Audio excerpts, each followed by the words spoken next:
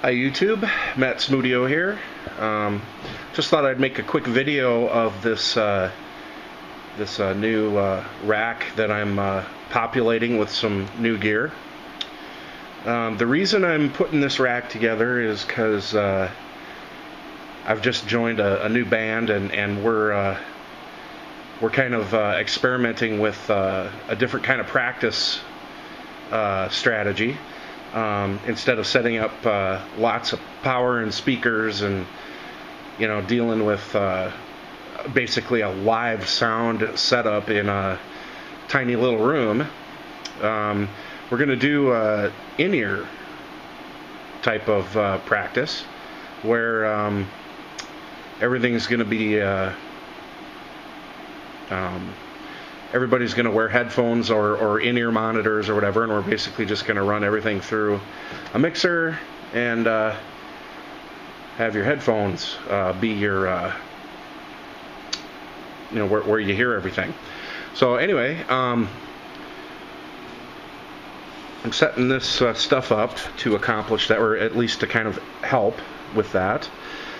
And what I've got here is the primary piece of gear here is the this mixer, and I chose this Eurorack Pro RX 1202 FX, and that I'll zoom in on that here. Hopefully you can see that. And I chose this for the features and the price. The price, I got it for $219, and for 8 mic or instrument channels plus 2 stereo channels. That's a pretty decent price for a mixer. And then this one actually has effects built into it, and it's got an effects output or auxiliary output, and it also has a monitor auxiliary output. So if you really wanted to run, say, 3 or 4 separate monitor mixes, you could possibly do that with this unit. But for our situation, it's pretty much perfect utility wise. We've got I'm going to use 3 channels for vocals, so there'll be a vocal microphone plugged into each of those 3 channels. We've got 2 guitars, and so whether they want to use a direct output from their preamps or if they want to mic their cabinet, we'll use 2 channels, whichever way they want to go with that. Bass player is going to do a direct out of his preamp, and that'll take a channel. And then going to use 1 channel with a room microphone. I'm just going to kind of set a condenser microphone strategically placed sort of close to the kick drum and pointed at the drum kit, and it's going to basically just get a rough room mix of the drum kit with a little bit of an emphasis on the kick drum. And I'll put that through 1 channel, and then we'll have a spare channel for, if we need another vocal or something like that, whatever, maybe an acoustic guitar, whatever. But then we've got a couple stereo channels. I imagine we're going to plug an MP3 player so we can listen to tunes through the setup. Possibly I have a computer audio plugged through one of these stereo channels. Sometimes we when we're considering a song or something, we might bring up the YouTube video and listen to it or something like that. Anyway, this it has basically the right number of channels, and it's got pretty much all the features we want. I also have this unit down here. Let me zoom in on it for you. This is the Behringer PowerPlay Pro XL. And what this does is it gives you multiple headphone channels. So you plug your audio signal into the master input, and then it amplifies and drives that signal across 4 separately controlled headphone channels, and that's what will distribute the headphone. So we got basically 4 headphone mixes.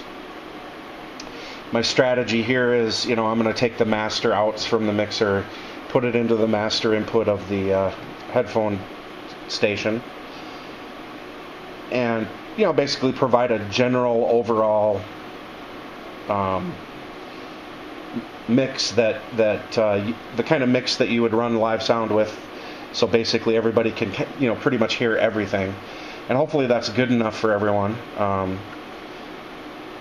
It'll certainly be nicer sounding, and everyone will hear all the different instruments with a clarity that's greater than just everybody's amplifiers and the drum kit and the whole a typical just play into the room kind of setup.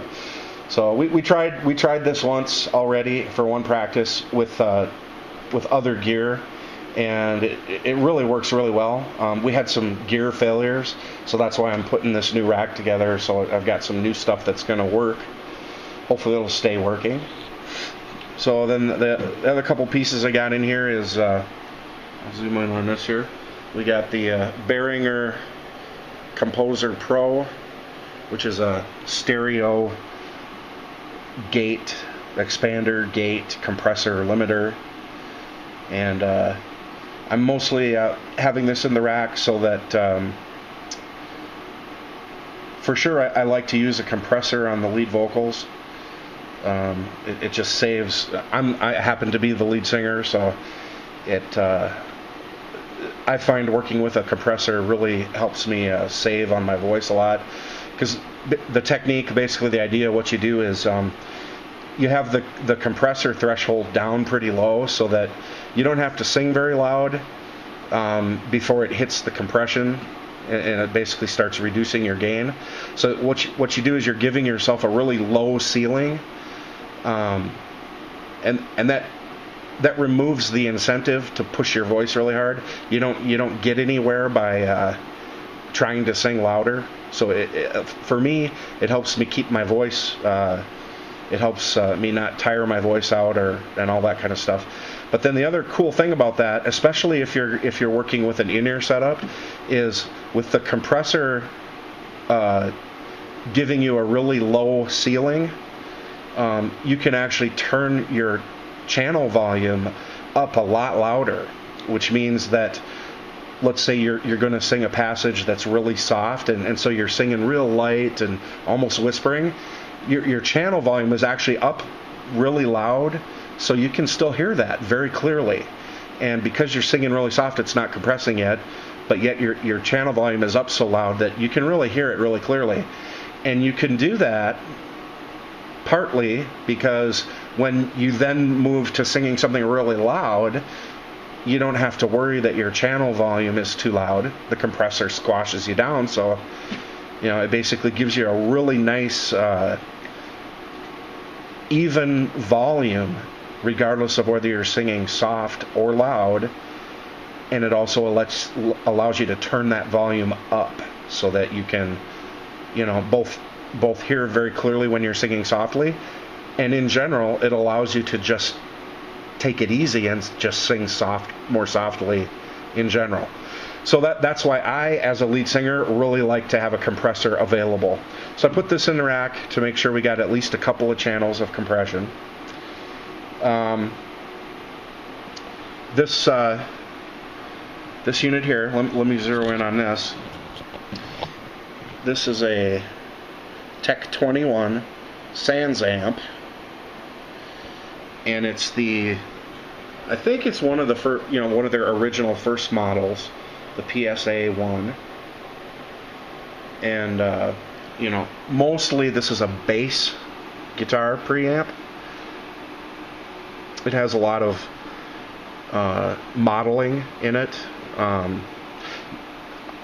I have actually used it for guitar as well, and it does have some guitar modeling in it.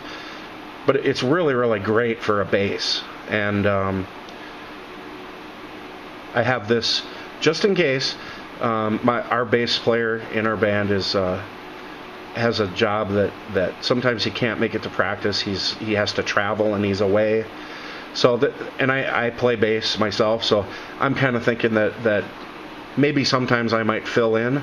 I don't want to have a spare bass rig around, so I'll just have this handy in the rack, and basically I can just plug in if I need to and use it. Wouldn't necessarily hurt as a spare for the bass player if his rig if he's having problems with it or whatever. But it could also be a spare guitar rig as well. So just a nice little preamp for guitar, and don't have to have your whole rig there. You can use it in a pinch. So that's what I've put together. Of course, there's all sorts of other fancy stuff I could do if I wanted to put together a bigger rack with more stuff in it, but this is what I'm doing to get us by, and I think it's going to work out pretty good. So maybe I'll make a follow-up video and report on how it's working out and all that kind of stuff. Maybe even give a little demonstration or something. Anyway, that's it for now. Thanks a lot.